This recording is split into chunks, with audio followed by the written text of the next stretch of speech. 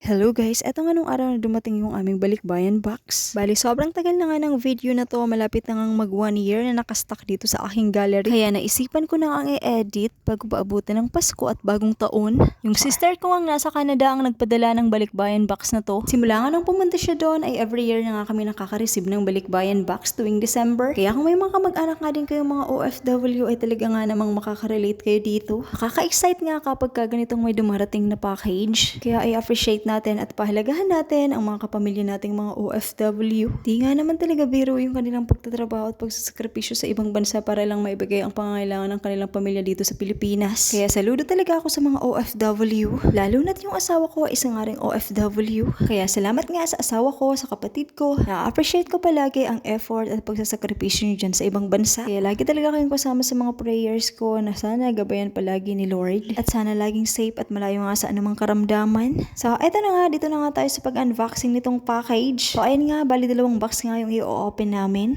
Si mama na nga yung pina-open ko ng box kaso ayan, di niya nga ito agad-agad mabuksan. Dahil sobrang kapal nga din ng packaging tape na inilagay. Sinecure nga yung pagkakapak nito para nga naman hindi basta-basta mabuksan. Kahit itapon at pagulong-gulungin pa nila. Char! Tinulungan ko na nga si mama sa pag-open nito kaso ayan, hindi ko nga basta-basta mabuksan. Sobrang excited na ako dyan kasi ako nga yung may pinakamadaming padala dyan. Char. Di nga lang ako excited dyan, sobrang saya ko pa. Kasi nga nung araw na yan, kinagabihan ay lumabas nga din yung result ng aking word exam. Syempre positive yung result at nakapasa nga ako. Kaya doble yung blessing nung araw na to. Kaya thank you so much talaga kay Lord. Hindi ko talaga makakalimutan ng araw na to. At dahil nahirapan nga kami ni mama sa pag-open nito, ayan nga at si papa na nga yung pina-unbox namin. Pero ayan, nahihirapan pa nga din siya sa pagbubukas nito. Syempre, ganun talaga lahat ng bagay ay pinaghihirapan. Char. Pero may mas excited pa nga dyan. Ayan, yung aming Disney princess. Alam niya kasi na nandyan lahat yung mga pang OOTD niya. Nakatipid na naman nga ako kasi di na nga ako bibili ng mga pang OOTD ni Zen. Kasi madami na naman ngang padala sa kanya ang kanyang tata. Sana all.